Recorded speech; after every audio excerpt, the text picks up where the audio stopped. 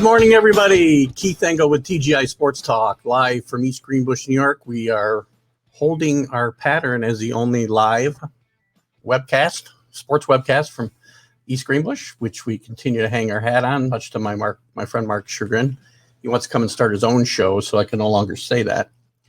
I want to start today by thanking my guest from last week, Dick Weiss. We had a great conversation about college football in the situation that we've found ourselves in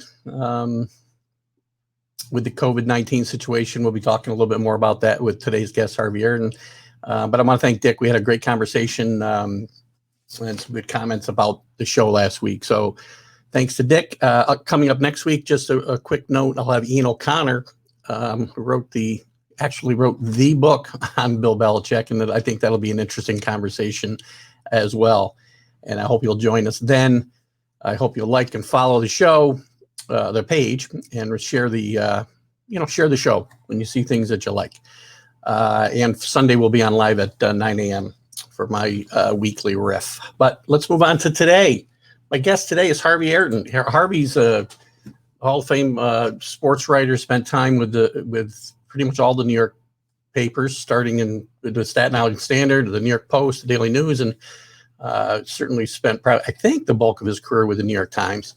And he's moved on to doing some teaching and authoring new books. He's actually got a new book coming out called Our Last Season, A Writer, a Fan, a Friendship. And we'll talk about that. And we'll talk about the recent NBA season and the COVID situation in general and see where we go from there. Look, with that, let's bring in Harvey. Good morning, Harvey. Good morning, Keith. Good to see you. Very good to see you. Hopefully things are a little less dreary in New Jersey today than they are here in upstate New York. About the same. I feel a change coming, and I always dread it. It's funny with the whole situation, and you and I were chatting a little before about the situation that we're in today. I mean, I've been home. My wife and I both have been home working for the last 7 months, and sometimes it seems like a month. And sometimes it seems like it's been forever. So it's been a very odd summer. Yeah, it just feels like, it's like the movie Groundhog Day, where every day sort of has a certain level of repetition. And I find myself falling into the same habits, the same bowl of cereal after I get up in the morning and make the coffee and then decide, come upstairs and do whatever work I have to do. And then certain TV shows I'm streaming. Okay, I'll watch an episode at 3:00 and then think about dinner, get in my exercise, whatever I'm going to do that day. And the next thing you know, it's like 9:00 and I'm thinking like, how much longer should I stay awake? Recently, when sports resumed, I started to drift back to some of my old habits of, going down to the basement and staying up a little later than normal, catching whatever was on, whatever late games were on. That seems to, we still have baseball, but that'll be over in another week, a week and a half or so. And then the traditional fall seasons, we're not going to have anytime soon. We do have football, although that's week to week. If you follow a particular team, you never know whether the game is going to be canceled or postponed. As a Penn State football fan, my older son went to Penn State, and he was there during the scandal years, the real tough times. And then when he graduated, we kind of bonded over the Saquon Barkley revival, and so I've become like a sort of a lunatic. It's probably the most passionate rooting interest I have is Penn State football because I came to it late. It's something very new for me. But I'll be honest, I've had very mixed feelings about the college football season even being played. Penn State kicks off, I think, a week from Saturday at IU.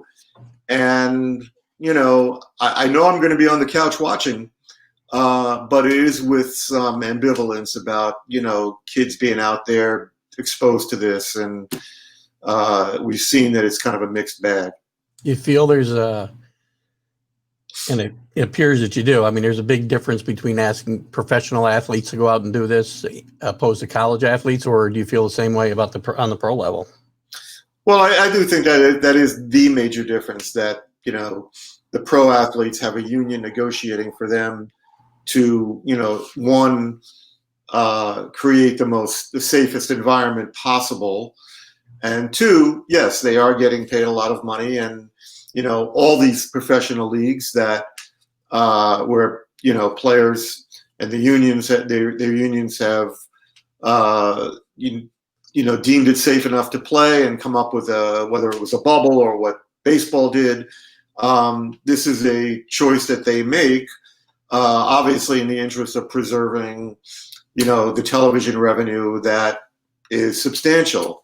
Clearly, all sports, until life gets back to even 75, 80% normal, are in for a financial reckoning because, other than places in the South where you see fans in attendance, not that many, but you do see a fair amount at some of these games, college football games. And, I was watching the Giants play the Cowboys last week, and they had, a fair number of fans in the Jerry Dome. I mean, that said, it's going to be a long time, I think, before we see 80,000 people packed together in any stadium.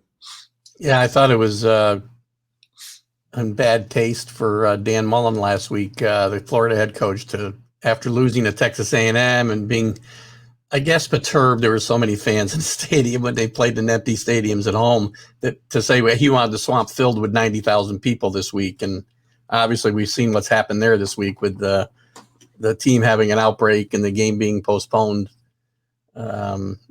It's just a situation you got to be careful of.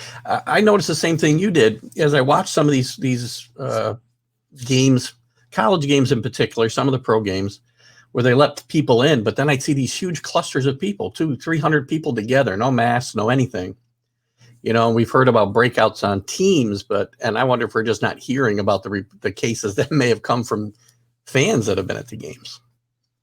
Yeah, I mean, I think it's inevitable that, outdoors, obviously all the scientists say that outdoor gatherings, are less risky.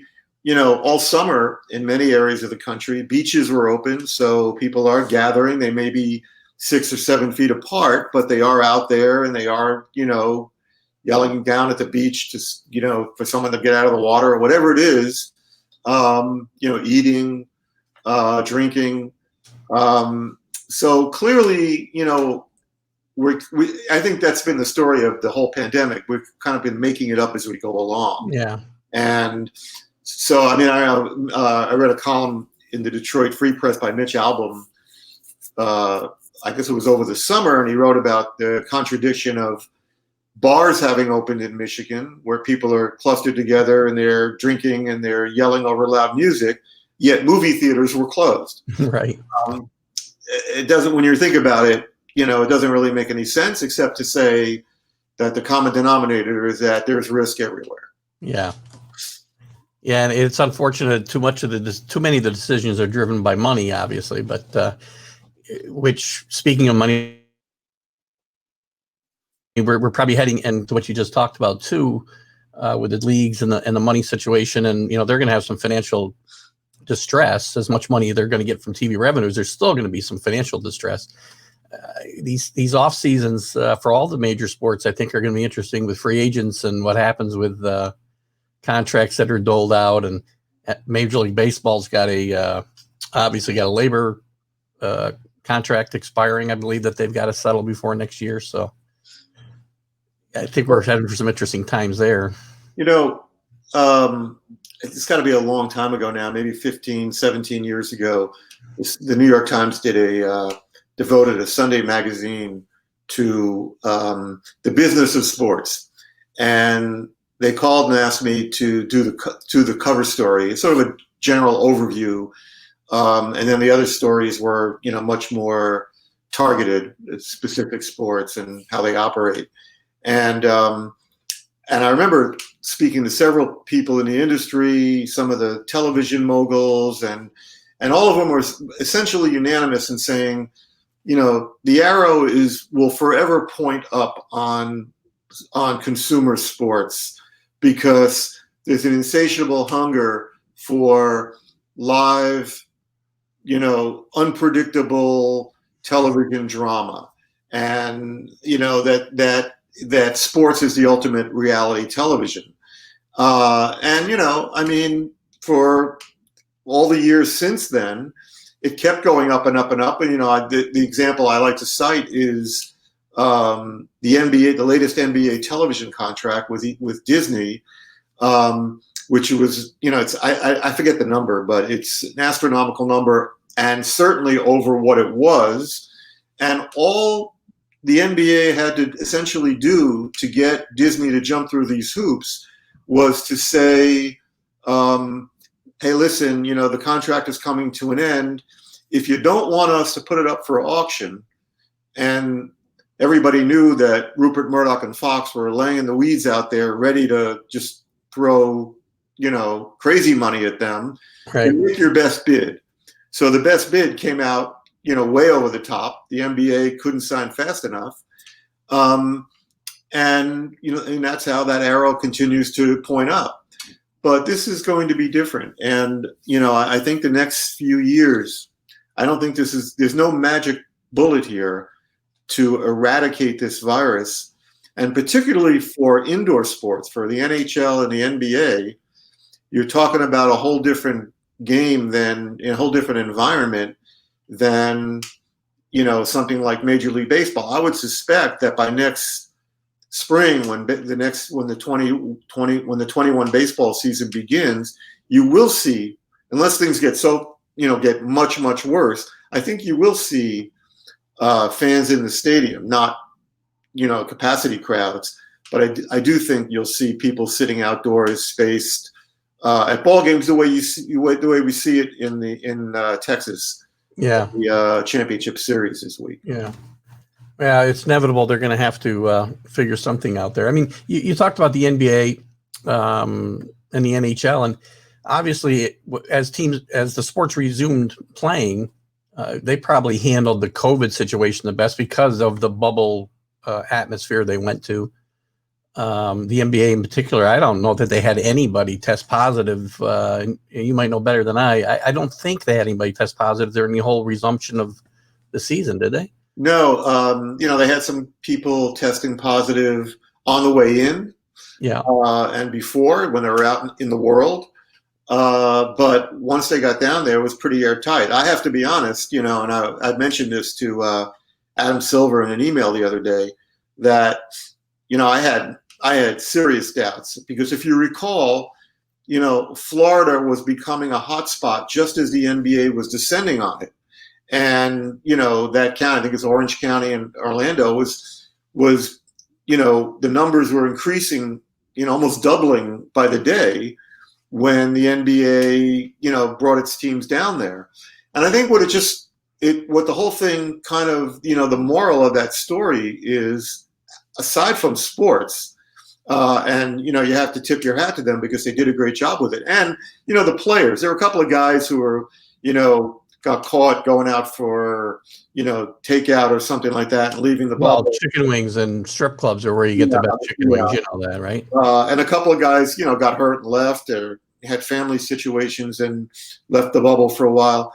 But you gotta give it to the players. That's not easy to go down there for 2.5 months or whatever it was, and just essentially put you, we look at it maybe from here and say, right, they had golf and pool and room service, and, they weren't getting on planes and flying from one city to the next. It was probably fun, but they were away from their families and their beds and their homes. And, even summer camp gets old after a while, right? Yeah. So I kind of I said to Adam, I didn't think it was going to work. And what we agreed on was that, what it demonstrates is that you can stop the virus, or at least control it, if you observe the things that people like Dr. Fauci have suggested, masking and distancing, and we all can't live in a bubble. Frontline workers and grocery workers and hospital workers can't live in a bubble. But if we all observe the things and do the things, this thing, would have been much more under control than it is right now. Yeah, I got to agree with that for sure. I mean, as far as the season, for anybody joining us just now, and I'll say hi to David and Bob. My dad's here again. Love it when my dad and my stepmom stop in. Morning, guys. And Bill Pulver. Billy's got a question about the Knicks being contenders, and we'll get to that in a second. It may be a while, but who knows? What as far as the season itself, the end of the NBA season, Harvey? I mean, did any surprises for you there? I don't see any with the Lakers ending up winning it, but anything that really stood out to you as a surprise, good or bad? Well, I think it was not terribly surprising to me. It was not a surprise that Milwaukee did not fare as well as people thought they would, the Bucks, because I think we saw sort of a little preview of that last season in the playoffs, where if you defend Giannis Antetokounmpo, you did better than I could. Good job. If you defend him in a certain way, whereas you concede the 3-point shot and you build a wall in the lane, and you force him to take more shots outside than he'd like, and keep them in a more of a half court game, they don't really have the guard play to break down defenses to free him to do things off the ball as much as maybe you would like. So that didn't surprise me. I was surprised by the lack of consistency or chemistry that the Clippers showed. At the start of the bubble season, I actually picked them to come out of the West. That's how much I love Kawhi Leonard. Frankly, I think, like most people, I was disappointed in Paul George, and I've always been a little suspicious of Paul George. I think he's a very good player, two-way player, but I think sometimes we equate greatness with anyone who signs a max deal. And I think people have to understand that the max deals, the ceiling that they created, to pay the top line players, but keep the salaries, from getting completely out of control and taking up too much of the cap. Sometimes teams have no choice. They don't want to lose an asset, but the asset says, I'm so important to this team, I want the max. So that becomes almost like a rubber stamp thing. And, there are different levels of stardom. And, actually my younger son, God bless him, is a Clippers fan and he's 27 and has been a Clippers fan since he was maybe 13, back in the days of Elton Brand and Sam Cassell. So he wasn't a Johnny come lately when Chris Paul and Blake Griffin showed up with Lob City. He's been on the Clippers for a long time, and I can't really explain it. I think he was the only Clippers fan back then east of the Mississippi. I would think so. Except when Billy Crystal showed up in New York. But I said to him when the whole thing, the signing of Kawhi and the trade for Paul George, I said, I don't like when players, even star players, get to play general manager, because they're doing things based on what they think, and they give up. I would venture to say that the Clippers would have been, if Kawhi had just signed with the Clippers, right, they would have been just as good, if not better, with Gilgeous-Alexander in the backcourt and Gallinari on the front line.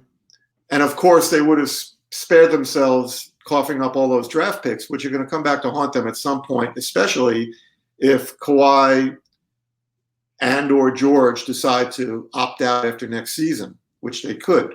Yeah. And I just think that, and now I understand why they did it, because Kawhi gave them an ultimatum. I'm not coming unless you get Paul George to come with me. So I get it. But I didn't think it was a great move at the time because of my skepticism about Paul George as a top-level superstar. Yeah, we've seen that a few times now. And the Clippers themselves, I mean, they've had some talent. You know, you said your son had been a fan before the Blake Griffin and Chris Paul years. I mean, Doc Rivers, I think Doc Rivers is a really good coach. I mean, when you get to those chemistry issues, do you think it's more, is it a coaching issue, or is it just the way the team management's put the team together? You know, you look at their team that they assembled, and the backcourt play. Patrick Beverley, terrific defender, but again, not a creative point guard. I always like when teams have, look, Michael Jordan had Scottie Pippen, you know, who was a very creative player, a very good passer. They had other clever players on the team. You know, the second three-peat had Tony Kukoc, who was like a 6'10" point guard in Europe, right? On the Bulls, his role obviously had to change, but he was a creative player who could, you know, allow guys like Jordan and Pippen. So they all kind of played off one another. Now, when the game got down to when they were down in Utah by that, at the end of the last championship, you knew Michael was going to go one-on-one and clear out and do what he does. Right. But through the course of a long season and a long playoff series, you really want as versatile a group as you can get. And what I saw with the Clippers a lot was when things got a little crazy, I saw a lot of one-on-one play. It was either Kawhi or Paul George taking turns. You saw that in Oklahoma City when George and Russell Westbrook were together, and then Carmelo needed to get his shots. Right. When you see Golden State play at their peak, the ball is moving around. I mean, you just don't know what you're going to get, but someone's going to get you, right? Those are the really fun teams to watch, and the ones that ultimately are successful. And again, that's why, LeBron, people have given him a lot of crap over the years, for maybe passing up a shot in a key moment. But everybody's involved in their offense. And that's why you saw game by game for most of the playoffs, different guys would have really good games. Caruso or I'm drawing a blank on, or Rondo, or the guard that, who played in Toronto last year, whose name it's not at the tip of my tongue. But different guys, besides LeBron and AD, because both those guys, particularly LeBron, the ball is constantly moving. And that's the beauty of the game. And I think those are the best teams. San Antonio, the Celtics, the old Knicks, the beloved old Knicks of my youth. All those teams had multiple ways to beat you. Yeah, I agree. I mean, those are the teams that I enjoy. I don't enjoy the NBA as much as I did years ago because of the fact there's so many teams, like Milwaukee, or just unlike what you just described. And they do move the basketball, and it's still a beautiful game to watch when it's played the right way, right? And Golden State plays a lot like the Knicks played in the 70s. And I hope you'll agree with me, without the three-point shot, obviously. But they kind of have the same kind of movement, the ball movement around the court. So let's move.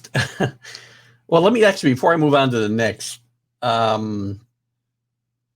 I mean, I think LeBron gets a bad rap with a lot of people. Partly, I think it's because the nature of people is we want to knock people down at the top. For whatever reason, we have this trait in this country. LeBron's a great player. Is it fair to even make comparisons about LeBron and Jordan and Kobe? Who's better?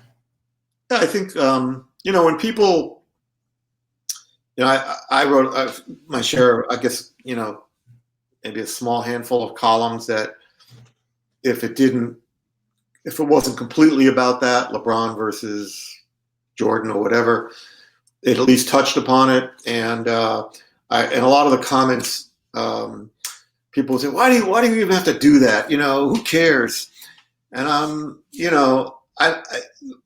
go into it by acknowledging that it's an argument that will never be settled. But that's the whole point of sports. It's like sitting at the bar and arguing. I mean, that's what we do. Right. It's not meant to necessarily slight anyone. I think all of this has been amplified in recent years by social media. So it sounds like there's criticism out there and that there's a vast anti-LeBron conspiracy to bring him down. Now, clearly there was in 2010, there was a reaction to his leaving Cleveland and the way he did it. But the guy was 20, I think at the time he was 24 or 25. He had, a team of people setting this up and positioning him for it. He had a network that was willing to stage the whole, parody. And it was hard for me to get upset with him for making reality TV out of in a culture that thrives on reality TV. Yeah. Yeah. So, but I don't understand the guy, I shouldn't have to defend him, but look at his record, not only on the court. I mean, 9 finals in 10 years. That's ridiculous. If you go and, yeah, and if you go and look at the teams he went, besides the championship team, those were not great teams. Now he's won titles with 3 different franchises. He's made, I saw this the other day, he's made more game-winning playoff shots than Jordan and Kobe combined. Off the court, the things he's done in Akron, the school, the I Promise school, yeah. The college scholarships for kids. I don't know, people who are critical of him. Yeah, I mean, he's engaged in the political arena, which, we always, a lot of us in the media got on Jordan during the 90s because of his policy of playing it straight down the middle and not wanting to didn't get involved, right? Yeah, I mean, I always feel like it's, if an athlete chooses to be apolitical, that's his business and he's entitled. I mean, not everybody has to be political, and not everybody has to be political, or weigh in on every issue. I mean, people who are getting on LeBron about, the China thing, because the NBA was so heavily invested in China, it was like, well, you're only really you don't have to, but if you want to, speak out about the things that you feel passionate about. You're not obligated, if you're passionate about something in the United States, to speak out about every injustice in the world. Right. Our politicians don't. They pick and choose based on the things that, they're self-interested in. Very good point. I think he's got, and you're right. I think the negative, it seems so much negative because that's what stands out. They're the loudest speakers on social media, right? Or the people who want to, whether it's LeBron or anything, the voices you hear are the loudest are the negative ones. So, well, as someone whose career goes back to the days of don't date yourself here, Harvey. Well, it's like I tell some of my colleagues who might be 8, 9 years younger than I am, that when I first started covering the Knicks for the New York Post, that I carried around a little Olivetti portable typewriter. And they look at me like I'm 120 years old. Typewriter, Yet, yeah, my first couple of years, I remember actually being the guinea pig for the Post. There was a company called Sportscom that would bring these big bulky computers to the arena and set them up in the press room. And the Post entered into some kind of an agreement for some of its reporters to write on these computers. And I remember the first night I was doing it, I was in Boston covering a Knicks game, and I got to about 3/4 of the way through the story, and the screen froze. And I said, to the guy who was standing right next to me, the screen's froze. What do I do? He said, we're going to have to turn the computer off and restart it. And I said, but well, my story will still be there, right? And he said, I don't think so. Now, luckily, the Post was back in those days an afternoon newspaper, which meant my deadline was like 4:00 in the morning. So I was able to recreate the story. But that's how far back I go. So, the technology today, it's very different. I mean, the old snail mail letters that I would get from readers would trickle in. Now you write a column that, that strikes a chord one way or the other, and you wake up to hundreds of emails, and then you go on Twitter and everybody's screaming at you. It's a very loud world, and obviously, so everything gets amplified, whether it's pro or con. Yeah, I agree completely. Yeah, so you just touched on your history and with the Knicks. And I think the Knicks are probably at least from my experience in reading your columns in all those publications, the Knicks are probably the things you're most associated with in your writing, correct? Yeah, I think basketball and tennis are the sports that people seem to cite the most that I wrote about. I mean, I was a general columnist very briefly at the Daily News, but then at the Times, where I went in 1991, by 93, I was a Sports of the Times columnist, which I did for 15 years, then left sports for a year to work on general features around the paper, came back as sort of a hybrid columnist and long-form feature writer. But I covered all the Olympics. I covered the great Yankee run of the mid '90s into the early part of the century. I covered the 2 Super Bowls that the Giants won with Eli. So a lot of BCS games. So I've run the gamut of the only sport I never really warmed to or felt really comfortable commenting on was hockey, because I just never followed it. Mm-hmm. But everything else, but basketball and tennis, my 2 personal favorites, and the ones that I played. Can't say I play basketball anymore unless my sons are using me as like a prop in the backyard. But tennis I still play. In fact, I played yesterday, and the aches and pains that I woke up with this morning are a testament to that. But basketball, basketball and being around New York and and the Garden have really been the things that have driven my career. Well, before we jump in, and I want to get to your new book, obviously, and touch on at least one of the ones you've written in the past. Let's touch on the Knicks and God. I mean, it's been a dumpster fire there for years now. Are you a fan of the hire of Tom Thibodeau? I mean, what do you see as the future of this franchise?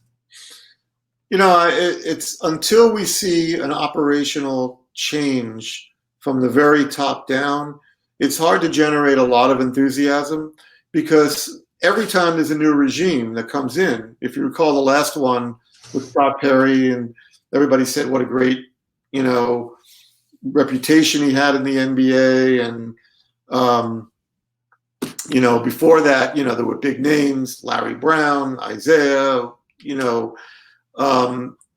we've seen all different kinds of, coaches and front office executives come through here. And the one constant in this century has been, Jim Dolan.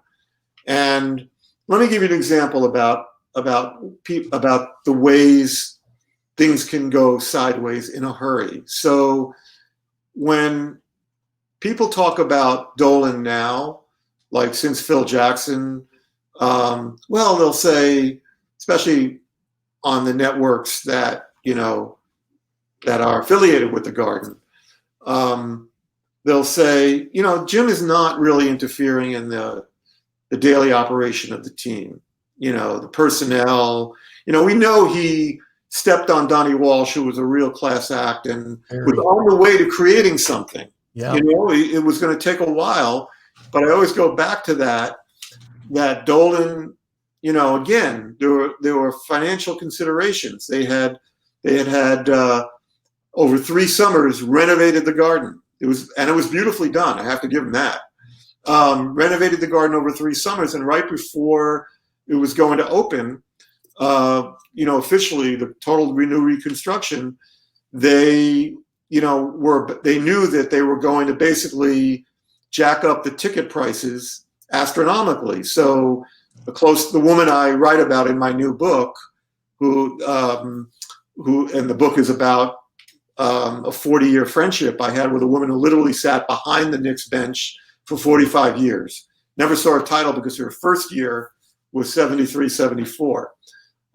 She died in June of 2018. But, her seat was going to go from $330 per game to $900, right? So, yeah, they renovated the arena, but they were going to make the fans ultimately pay for it, which is the way the game works, right? Right. So that's why Dolan was so invested in bringing Carmelo Anthony, come hell or high water, to the Knicks. And Anthony was playing the Knicks off the Nets. He didn't want to go to Brooklyn. He didn't want to go to, at that point they were still in New Jersey, but they were on their way to Brooklyn. And Donnie Walsh kept saying to Dolan, don't pay the ransom, because, if we hold out, chances are we'll get him for a lot less. And by the way, they could have gotten him for virtually nothing had Carmelo understood that the memo had already gone out that superstars joining teams should do it the way LeBron did it, which is to say nothing, let your contract expire, and then do what you want to do. Right. Because you don't want to go to a team that's stripped of all of its assets, which is what Carmelo did. Yeah. So that's how Dolan back then was interceding, and essentially stripped of their assets. The Knicks were no longer in play for when the next big time free agent, which was Chris Paul and James Harden, went on the market. The Knicks had already given up all their assets to Denver to get Carmelo. Whether he was the right guy to give it all away for or not, they had nothing left, and it was Carmelo and a bunch of guys. Amari Stoudemire got hurt, and that was the end of that. All right, fast forward, people say now he doesn't interfere. It's only his media policies that, piss people off, right? Well, what was it, the beginning of the season? Was it this past season, or when they got off to the 2-8 start? Yeah, I think it was last fall. Yeah. And Dolan's sitting there watching them get blown out by a bad Cleveland team. And he gets out of his seat, in the fourth quarter, and he summons Scott Perry and Mills into the back and orders them to subvert the coach's press conference right after the game. They march in and essentially say, this is unacceptable, it's got to change.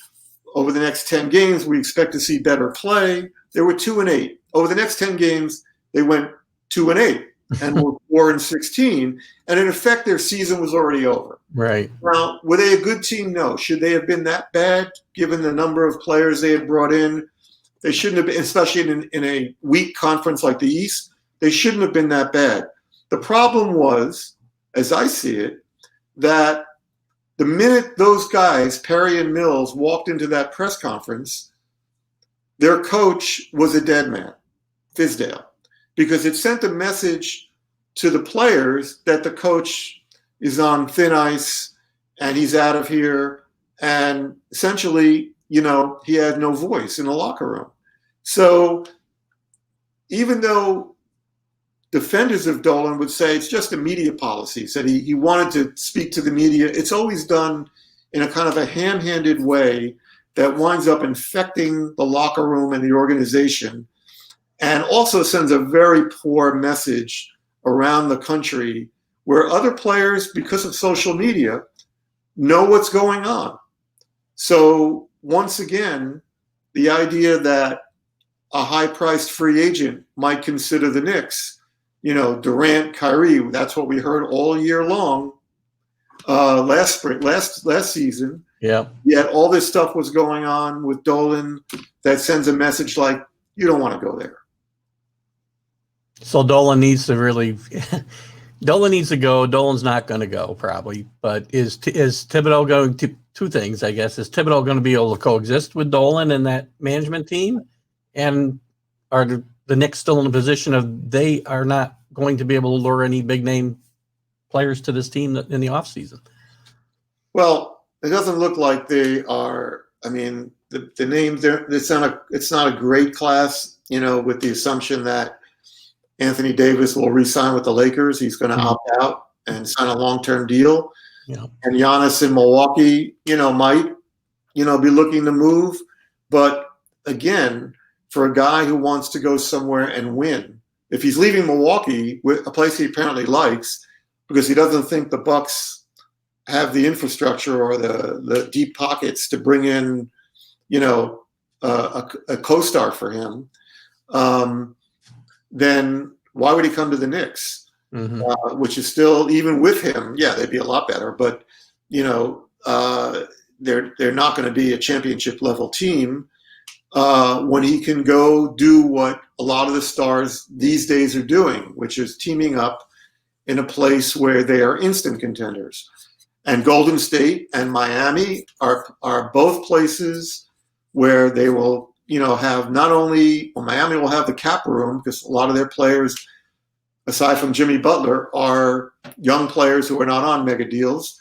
And Golden State has resources to trade for them. Right. So it's unlikely that we see a big name guy come and that the Knicks are going to have to build, in all likelihood, I could be wrong, but in all likelihood, build with a core of young players. They have to hope that that Barrett, is a star in the making. He needs to develop a consistent jump shot, has some other good qualities to his game. The young athletic center that, is a force defensively, but he has to learn how to stay on the court and develop some kind of offense. But he could be useful in a high pick and roll game. And then they have to just basically draft smartly and develop players, and that probably means another few years of losing, but growing. Now, will they have the patience for that? Remains to be seen. And again, it's always, in that organization, no matter who you bring in, how frustrated they get with the Dolan ownership. Do the fans have the patience to wait?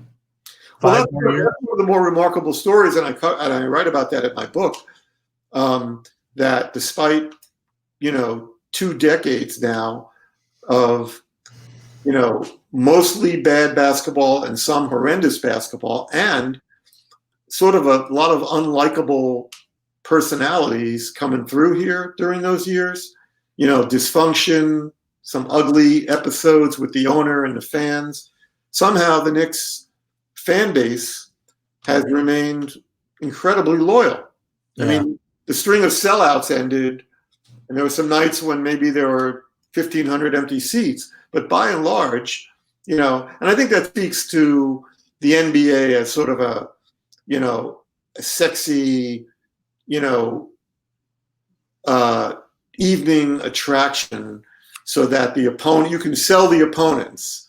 LeBron's coming in, Curry's coming in, Kawhi's coming in, and it's a basketball-loving city, and it's a good, it's a kind of good sport because it's in Midtown to go out to dinner. Now, again, all of that is up in the air, like it is everywhere because of the pandemic, and I do think that the NBA, because of its courtside at the Garden or Staples Center, people are just packed in. That's part of the appeal. These people are squeezed into these usually expensive seats, but the frenzy of courtside and the electricity of the game and the beauty of the athletes, is all part of the equation. That is not going to come back anytime soon, I don't believe, unfortunately.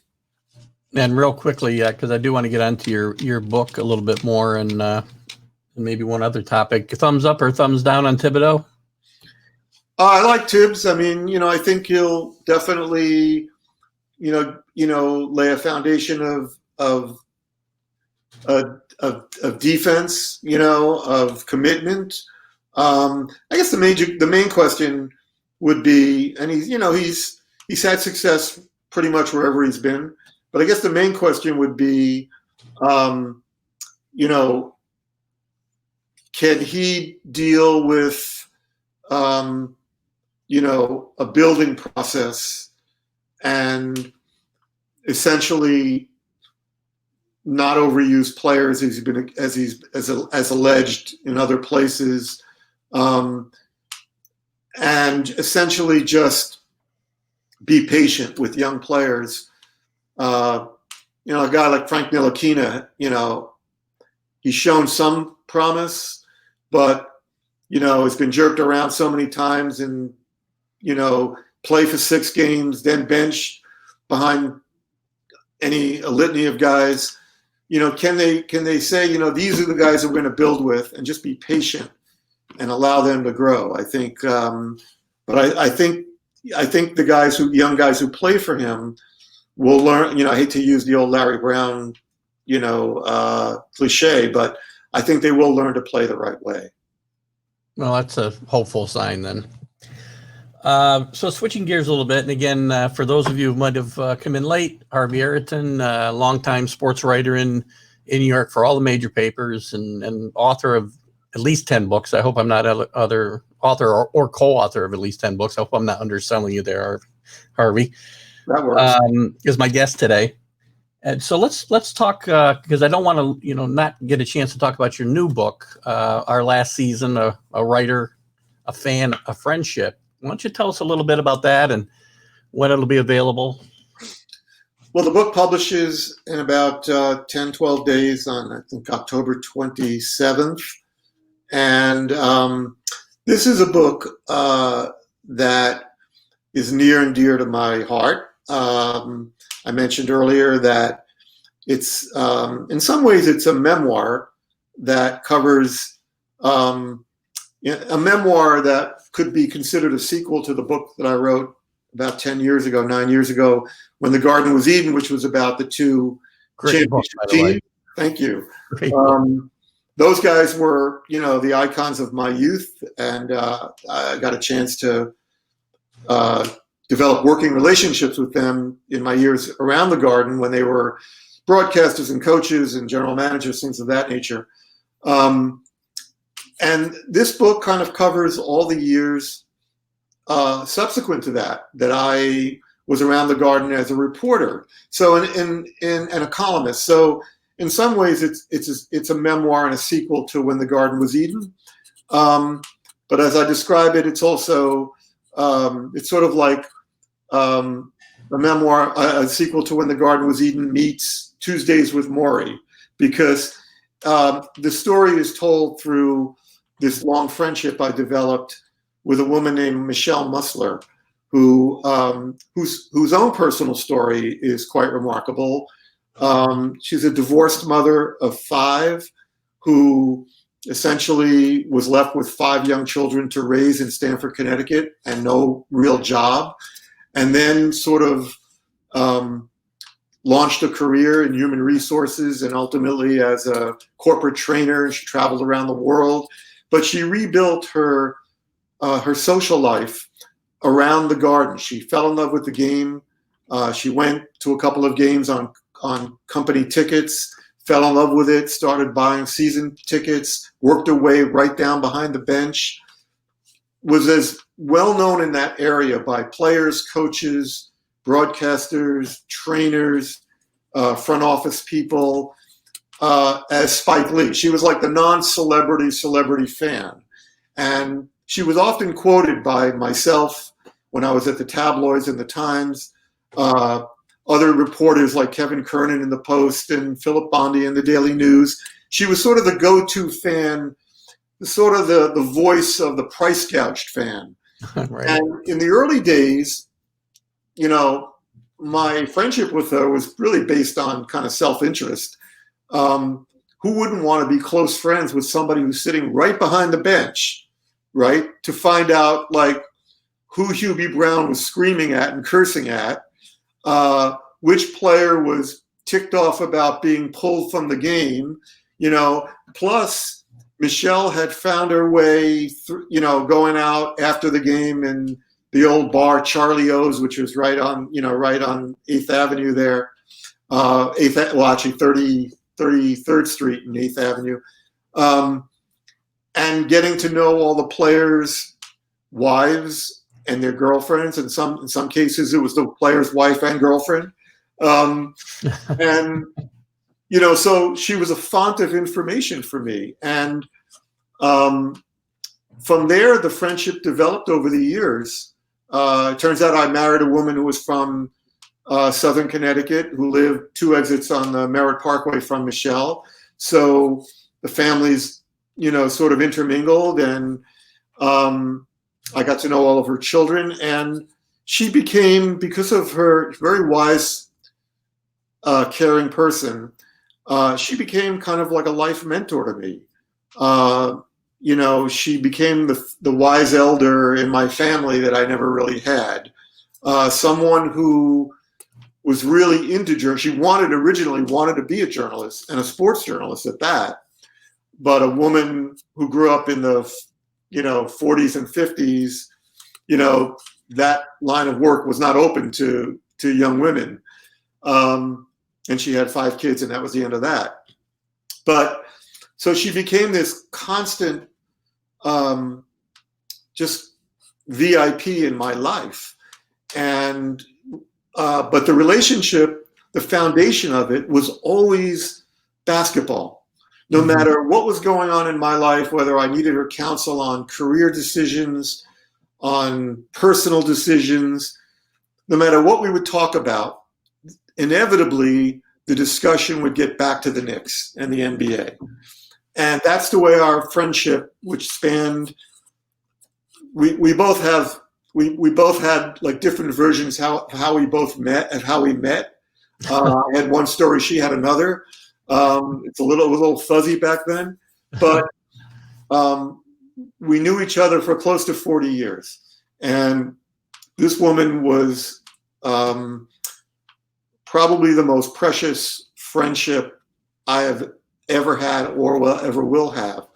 And the last year and a half of her life, I used to say to her, you know, we ought to write a book, you know, about our relationship. She was 16, 17 years older than I am. And we would laugh and think like, yeah, that's never going to happen. You know, books are so much easier to conceptualize and actually do. And plus, you know, we enjoyed each other's companies too much to let work get in the way of it. But after she died, one of our mutual friends said to me, you know, you ought to write her obituary in the Times. She would have loved that because she was a voracious reader of the Times. And I pitched it. And to my surprise and delight, I was told to do it. The editor said, who wouldn't want to read about that? A woman who sat behind the bench and everybody knew her, you know? Right. She used to do little things like Van Gundy would come out. Van Gundy told me for this obituary that he would come out for a game. And, you know, he was the opposite of Riley. Riley was impeccably dressed and his hair was perfect. And Jeff would come out all rumpled and stuff. Right. And Michelle would get out of her seat before a game and just go and fix the collar on his sport jacket, not say a word, and just sit down.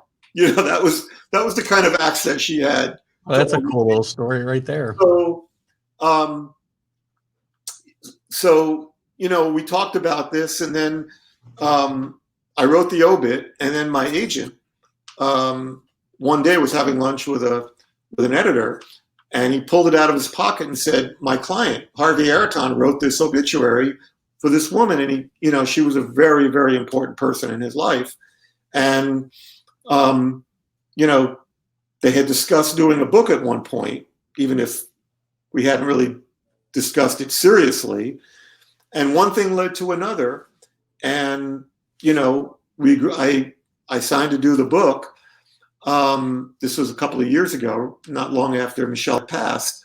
And I really struggled with this book more than any other thing I've ever written, because I think, first of all, I was still in mourning when I started working on it. And because it was such a personal, it was such a personal subject, deeply personal thing, I just couldn't really see it clearly. Fortunately, I had a very smart young editor at Penguin Press who had a clearer vision for it than I did. And she kind of nudged me in the right direction, and we finally got it done. And of course, you come out with a book in the middle of a pandemic, a week before a momentous election. Yeah. At the end of an NBA season, as opposed to the beginning. The Knicks haven't played a game in months. I don't know when they'll play their next game, so the timing could be better. But honestly, I've always said about books, and I always tell young writers who ask me, you know, for any advice on when they're writing their first books, do something because you really want to express something. You want to tell a story, not because you're thinking of how many sales you'll get, or, you know, that you're going to be rich and famous or whatever. Do it because you're burning inside to say it. Because books are like carrying around a book for a couple of years, you know, from start to finish, and, you know, publication is like carrying around carrying a safe on your back. It's always there. Yeah. You know, fortunately for this one, you know, I'm no longer working full time. I write occasionally for the paper, teach a course at Montclair State University. But so that made this, you know, my full time job. But, you know, it really was truly a labor of love. Well, I think it's going to be a tremendous book, and I can't wait to get it. And as soon as I can. I've read a lot of your books. I mentioned, you know, during your conversation about this book that the When the Garden Was Eden is one of my favorite books ever. I mean, I'm a little bit younger than you, not a lot, but a little bit younger.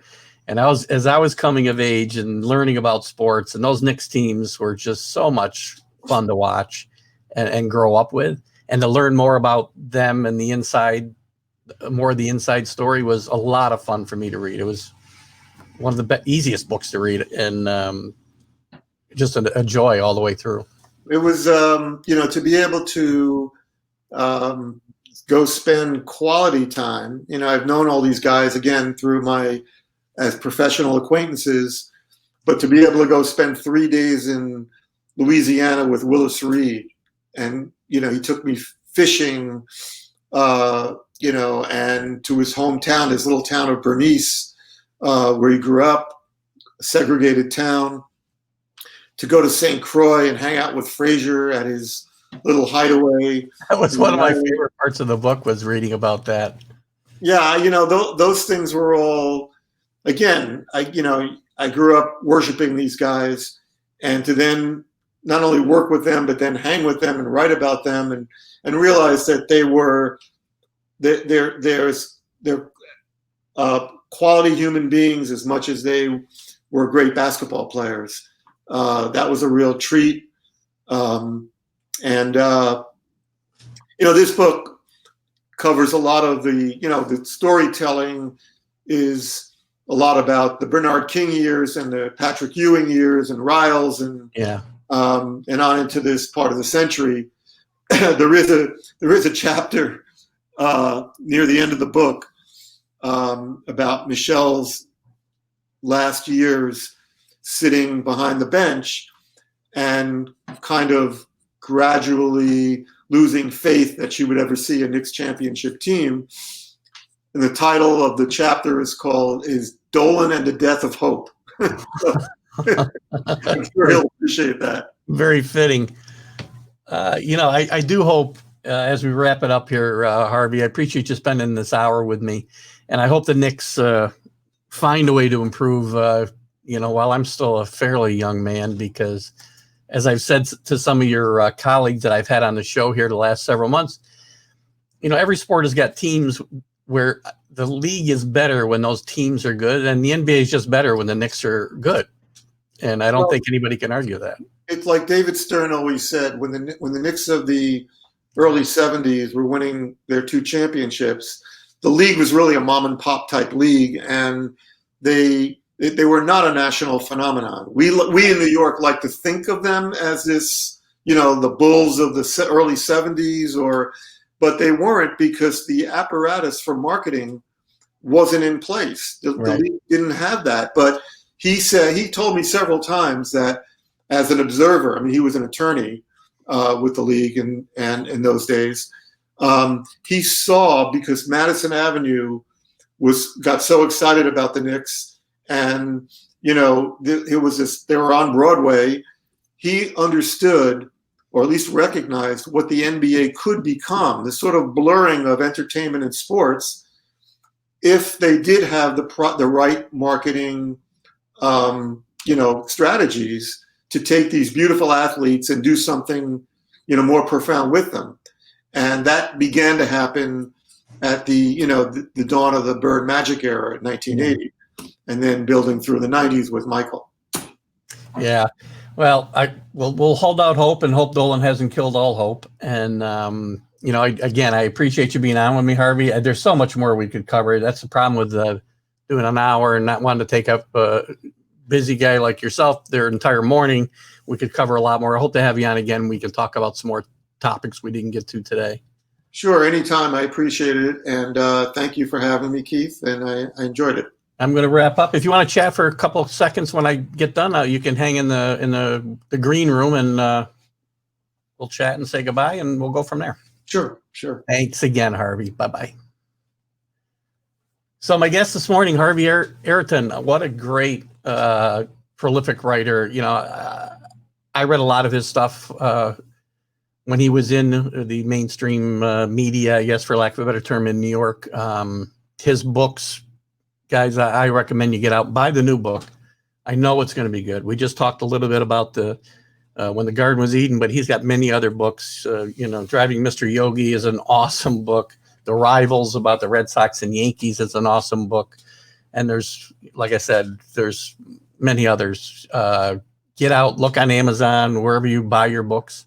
If you haven't read Harvey's stuff, you're really missing out. And I hope you'll get out and buy this new book in a few weeks when it's available. So I want to thank him. I want to remind you, I'll have Ian O'Connor next Friday morning. It'll be a taped interview. Ian's busy, but we're going to do it Thursday night. And so I'll be here live. And I'll be here Sunday morning at 9 a.m. live with TGI Sports Talk with Keith Engel.